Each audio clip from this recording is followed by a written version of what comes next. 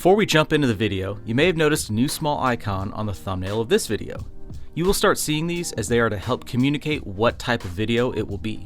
There are three main categories, being Revival, which is a cardiogram, Custom, which is a TIG torch, and Restoration, which are spanners. Now let's get to the video. In the last CBX update, we began cleaning the engine cases with degreasing before moving to a mixture of vapor blasting as well as sandblasting. Since the cases were very dirty with multiple layers of paint, it took quite a bit of time to get them down to cast aluminum. While both of these processes have huge benefits for various tasks, both can be very risky when it comes to using them on engines, as blast media will get left behind. In this video, I want to focus on how we will clean that residual media from all of the small nooks and crannies on these cases so we can guarantee the safety of the engine on startup. Alright, the CBX cases are on the table here, and the next order of business is cleaning up all of the residual media that's going to be left in the cases from both vapor honing, sandblasting, and just general cleaning and stuff like that. So I want to pull off some of the gallery covers, and I'll show you guys exactly why you need to be concerned about this. There's going to be probably a lot of crap built up behind them, so let's check it out. So looking at the cases, they're really clean right now. They look good, and you can run your hands along different surfaces and you got nothing on them. They seem very clean, but whenever you're cleaning these things, you can get a lot of media in the oil galleries. So there's a lot of different passages here, and you got to clean out all the threads. But one way we're going to do this is by removing the caps and the end of the cases. So we've got 2 or 3 on here, and then we have a number of them on the lower case. So all of these caps here, where your oil filter goes, up to your oil pump, we're gonna get all of these cleaned out. So I'm guessing there's gonna be a decent amount back here, and I'm guessing we'll see a little bit here, but we're gonna go ahead and start cracking them open now.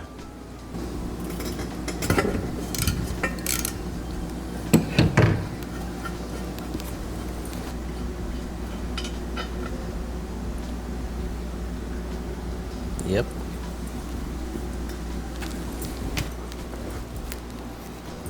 You can see right there, residual media.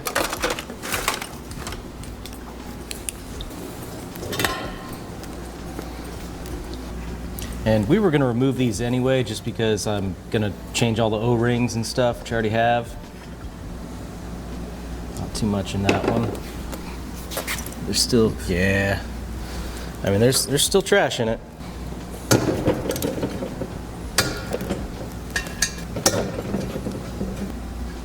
Can't tell if that's media or cast. Oh, that's media.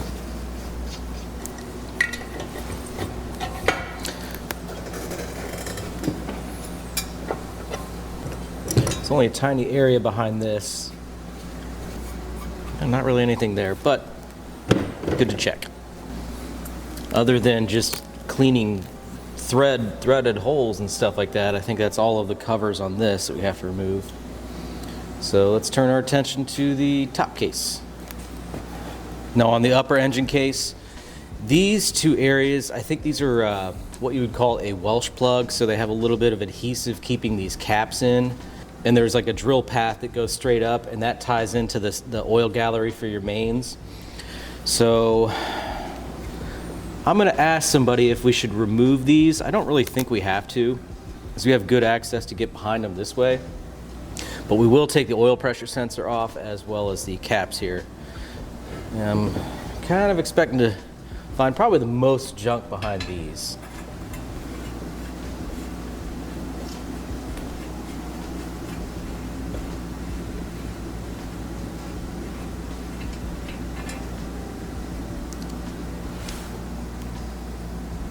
Yep.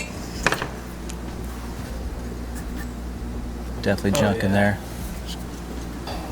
So of course you can imagine, if you don't get this area cleaned out, that is going to get forced directly into your bearings and stuff, and it will just wipe the motor out immediately. So yeah, this is going to be where we spend a lot of really boring, monotonous, terrible time cleaning, but it's a necessary evil. So I guess we're both just going to kind of put on some tunes and zone out and just start running brushes through everything. all the scrubs. All the screw. In the process of pulling this other plug off, here's another good example. Found some treasure. Yeah, nice shiny treasure. I mean, it looks like a beach anyway, buried in sand. It really does. Let's see if I can get that to focus. Yeah, that is a substantial amount of media. Oh, wow.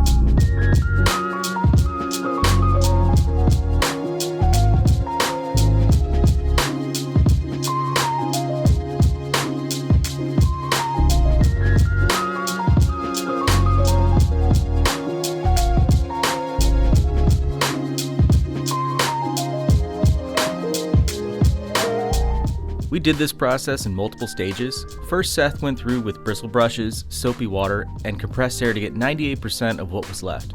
I then followed up with a thread chaser, brake clean, more brushes, and compressed air to get that last 2% that was in the bottom of some threaded holes. The cleaning process will definitely be time consuming, but it's just necessary. There may be various ways to try to do the job faster, but that's simply not how my brain operates. I choose to manually do a lot of stuff so I can be 100% certain that things get done correctly. This is just one of those things, it takes time and there's no way around it.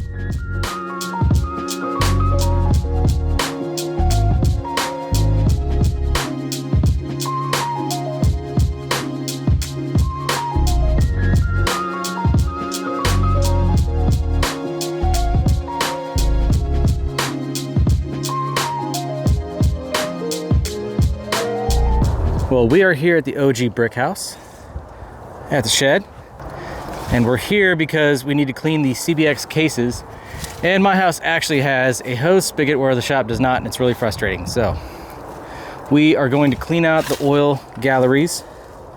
So all of these areas, they're looking exceptionally clean. Seth worked on them for a long time, as you saw, and there's no evidence of anything in them, but we're gonna go the extra mile and use an actual pressure washer feeding everything through the passages just to make sure that we're perfectly clean. And then later on we'll take a bore scope and check everything out like up close. You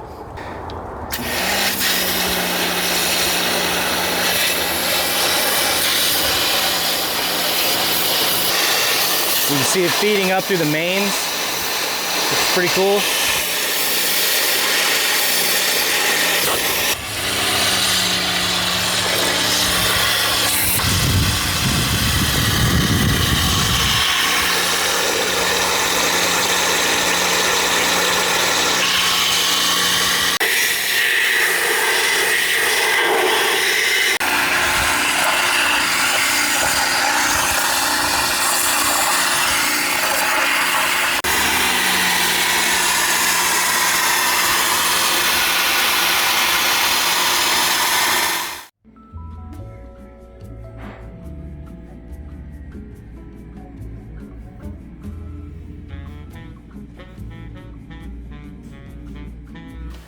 All right, now what I want to do to confirm that all of these passages are clear, or take my bore scope through all of the oil galleries, and we can visually see that everything is clear. So I have full confidence in it right now. Go ahead and get this thing fired up. And this is a Depstech bore scope. I'm not sponsored by them. I bought this thing and I've just been using the absolute heck out of it. So I should have it in my Amazon storefront, and that's linked in the description like everything.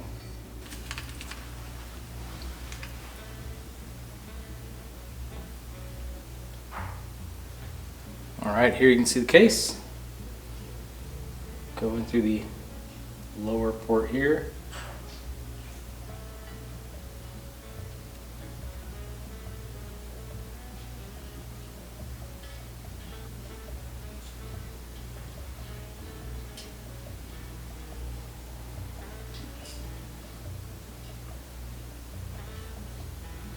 And then right there is the end of this port where it goes up into the oil pump.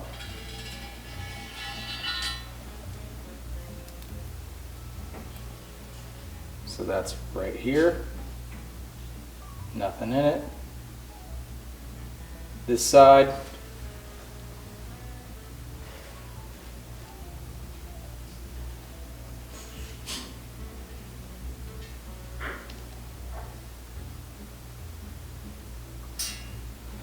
All right, now this is the main gallery right here. And those little shiny marks at the end of that, that's actually from the wire brushes. Just the end of it touching as it spins.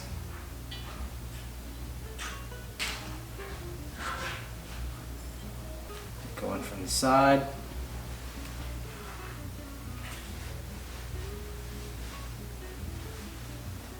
All the way to the other side.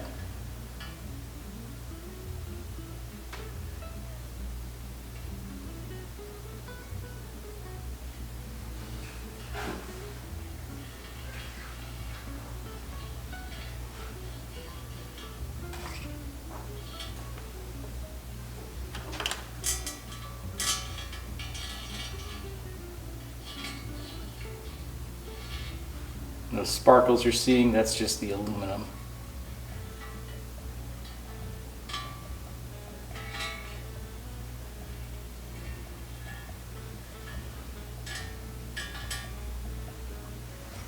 Okay, now let's go ahead and try the upper case.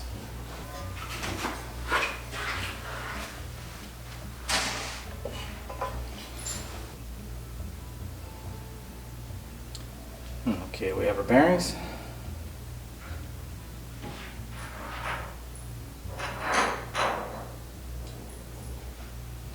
There is a little piece of fuzz right there from a cotton swab. I will get that.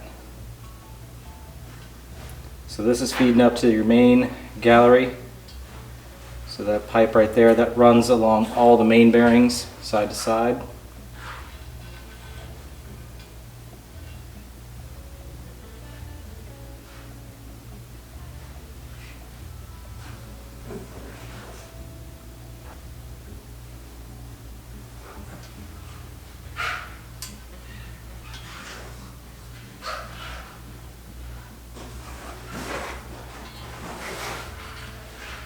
Okay, along the side.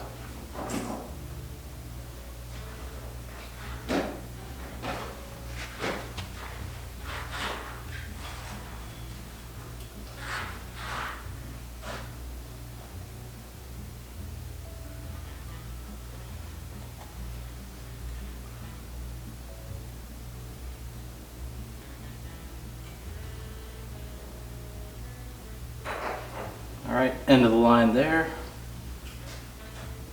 I can see the cam through this port.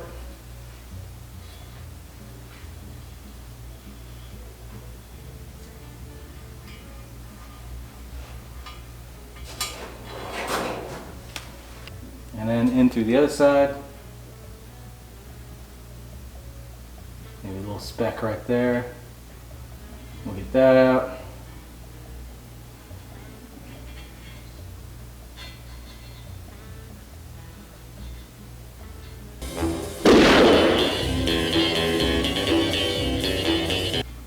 All the way to the end.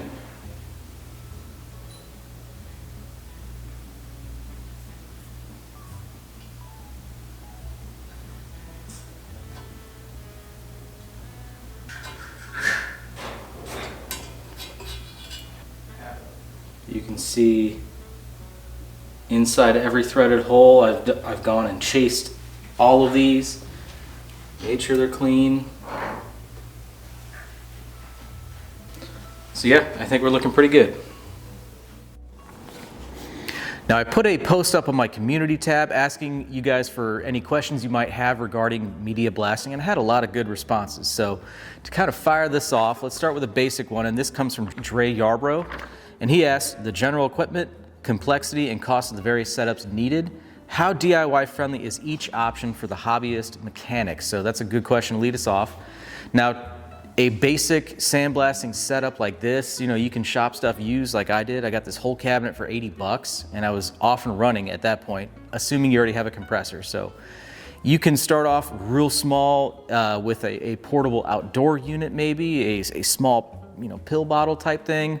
And that can accomplish a lot. So anywhere from like, let's say $100 to start and get you running, all the way up to past maybe $5,000 for a nice compressor and vapor hone setup and above. So anything in the middle there is where you're gonna find.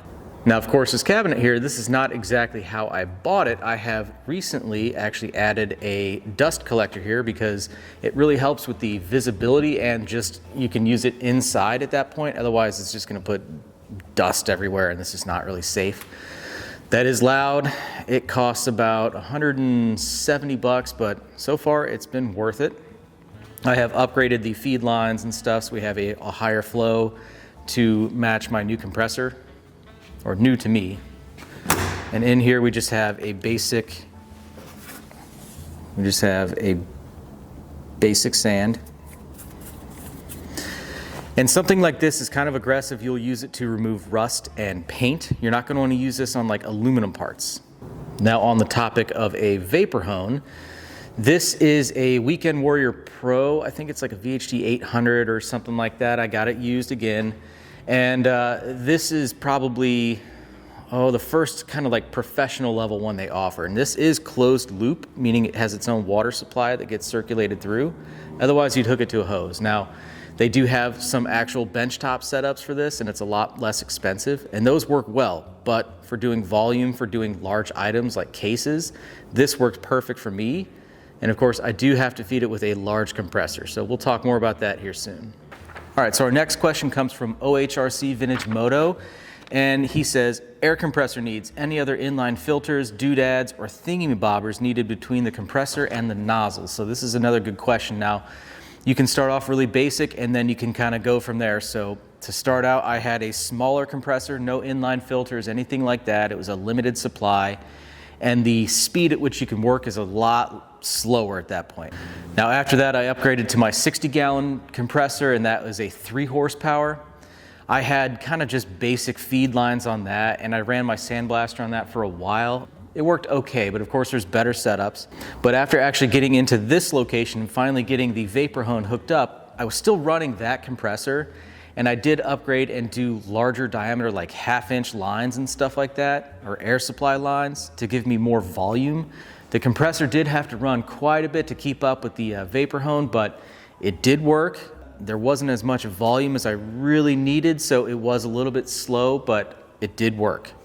And finally, I have this gigantic thing here. This is a recent acquisition, and this is my Emax Gigantor series. This is actually a 7 horse. It's still single phase, and it is 220, so I got pretty lucky.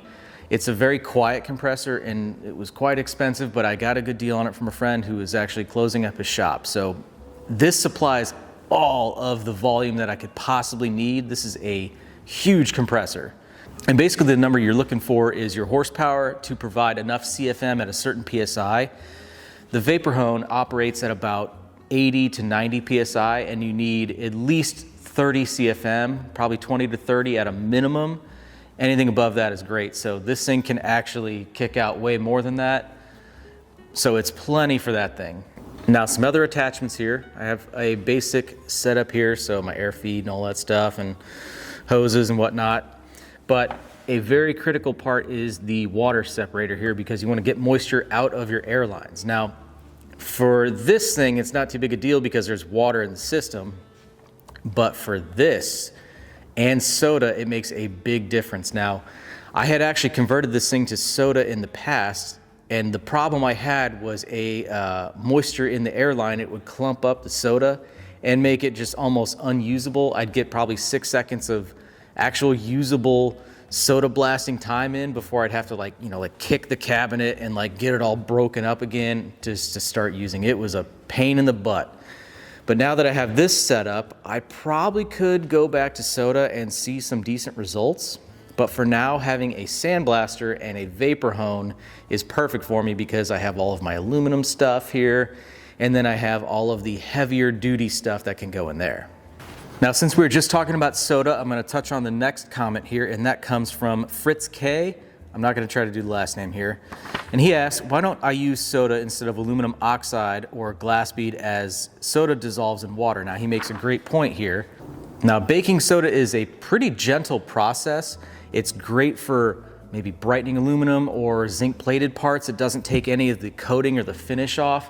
It works really well, and it does dissolve in water, but there is an issue in that you can actually get it into little small orifices and stuff like that. It gets compacted in there, and it's not a guarantee that it will dissolve. I've had a few instances where I might rebuild a carburetor and I would have a little bit of soda that was stuck in like a vent tube or something, and the bike wouldn't run right. So, that's stuff that takes a lot of care. You do have to pay attention to it. So although yes, it does dissolve in water, it's not a guarantee, and you definitely have to stay on top of it.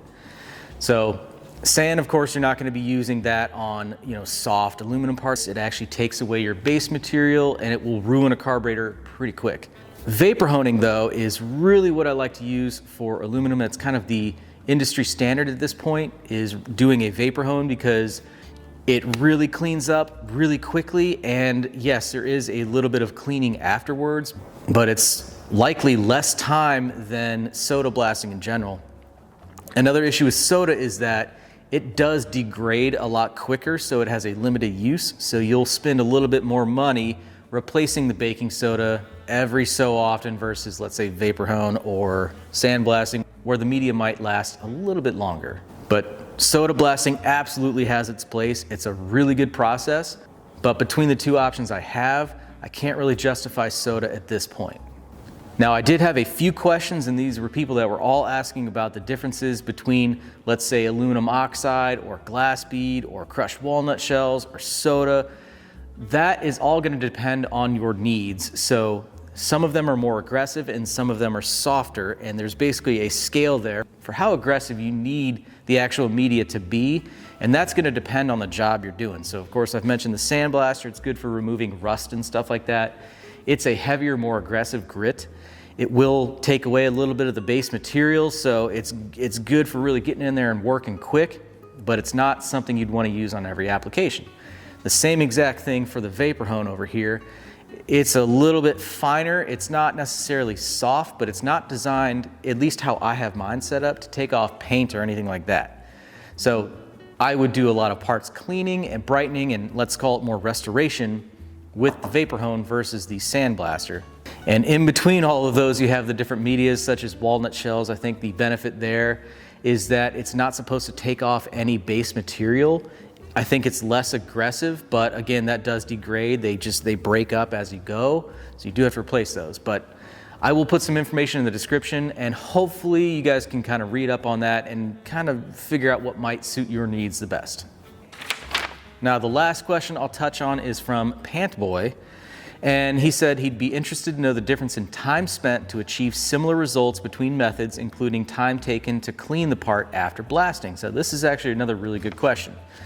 So for me, sandblasting, I've mentioned, is the quickest. You get in, you get out, it's gonna work fast. It's designed to be aggressive and take off paint and rust and all that stuff. Cleanup is typically pretty simple.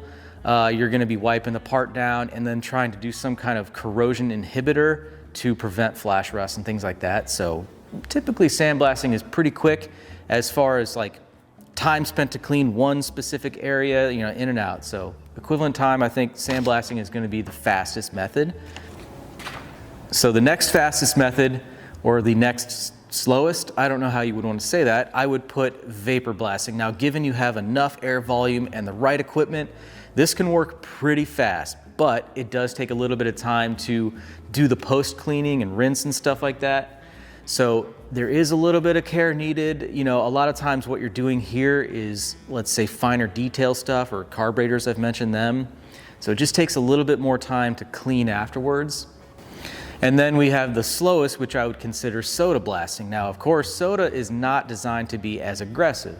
So you're gonna spend a little bit more time working the same area to try to get a good result. But that's kind of the idea for it. It will have great results. So cleanup requires a little bit more time as well. I've mentioned it does dissolve in water, but that does take time to dissolve in water. So that's time invested there. And yeah, you have to take some extra care to make sure all your passages are clear, just normal stuff. Again, all of this kind of comes down to the application that you're using it on and the media and all that stuff. But yeah, fastest would be sandblasting, then you have vapor blasting, and then you have soda blasting, in my opinion. Now, something else I wanted to touch on real quick is blasting an engine while it's assembled. I have seen people do it, but I've also seen some people that had some issues afterwards where media did get inside the engine. you're putting a lot of pressure in different spots, and you can only tape it or mask it so well. My fear is that it's always going to get in no matter what, so I would prefer to disassemble something fully and then be able to fully inspect the oil passages as we did here. So that's just, use precaution on that and use your best judgment on it. Not something I would do, but that's not to say you can't do it.